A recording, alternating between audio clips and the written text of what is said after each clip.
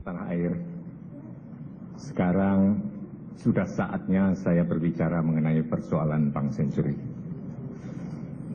Pertama-tama, perkenankan saya menyampaikan bahwa pemilu presiden April lalu, saya terpilih sebagai wakil presiden, mendampingi Bapak Susilo Bambang Yudhoyono.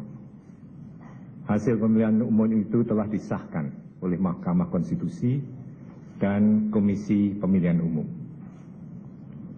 Konstitusi mengamanatkan Presiden dan Wakil Presiden terpilih menjalankan fungsi eksekutif penyelenggaraan negara.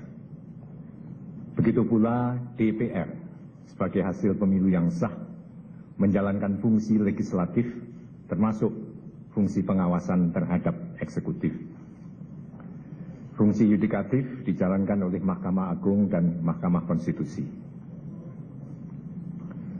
Pembagian tugas ini adalah untuk menjamin bahwa tidak satu pun institusi penyelenggara negara yang mempunyai kekuasaan tidak terbatas.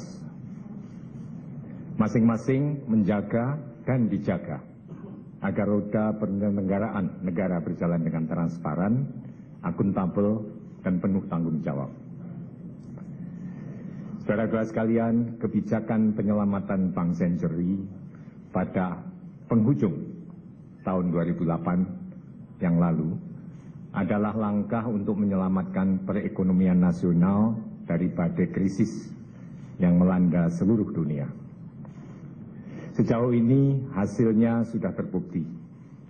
Kita selamat melalui krisis global tersebut dan tidak terbersit sedikitpun niat dari saya maupun Ketua KSSK Saudari Sri Mulyani Indrawati untuk mengambil keuntungan pribadi dari kebijakan itu. Apalagi niat merugikan negara. Sejauh ini belum ada kerugian negara sebagai akibat dari penyelamatan Bank Senturi. Seandainya pun kelak kerugian itu terjadi, saya yakin biayanya akan lebih kecil ketimbang kerugian nyata yang pasti terjadi bila Bank Senturi ditutup pada waktu itu dalam bentuk pembayaran jaminan simpanan. Namun kerugian yang justru lebih membahayakan jika Bank Senturi ditutup adalah rusaknya sistem keuangan dan perbankan kita karena terseret krisis global. Jika sistem perbankan kita rusak, bukan hanya bankir atau pemiliknya yang menanggung akibatnya. Dampaknya akan memukul seluruh rakyat, baik yang memiliki dana di bank maupun yang tidak. Kita tentu belum lupa bagaimana krisis keuangan pada tahun 1998 yang lalu sedemikian parahnya mengguncang ekonomi kita, bahkan mengguncang sendi-sendi sosial politik negara kita. Pada saat mengambil keputusan untuk menyelamatkan Bank Senturi, saya mendapatkan laporan bahwa bank tersebut dalam keadaan memprihatinkan.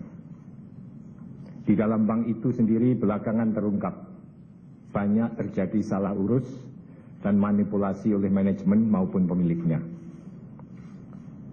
Pelanggaran hukum itu juga sudah terbukti di pengadilan. Namun demikian, sebuah keputusan harus diambil dengan cepat demi menghindari risiko yang lebih besar. Bank Senturi ibarat sebuah rumah yang terbakar di sebuah kampung yang rentan oleh bahaya api. Rumah itu harus kita selamatkan agar api tidak menjalar meskipun ternyata pemiliknya seorang perampok. Jelas, si perampok harus ditangkap. Tetapi kita tidak bisa membiarkan kebakaran di rumahnya turut memusnahkan seluruh kampung. Sebagai Gubernur Bank Indonesia saat itu, saya juga sadar akan berbagai kekurangan di lembaga yang saya pimpin. Kekurangan-kekurangan itu baru mulai saya benahi dalam bulan-bulan awal penugasan saya di tempat baru itu. Tetapi kekurangan ini tidak boleh menjadi penghambat sebuah tindakan yang harus dilakukan dengan cepat Sebuah pilihan yang sulit harus dijatuhkan demi kepentingan yang lebih besar. Saya yakin keputusan yang saya ambil itu adalah benar dan terbaik bagi perekonomian kita pada waktu itu. Oleh karena itu, saya mengatakan bahwa saya siap mempertanggungjawabkannya di dunia dan di akhirat.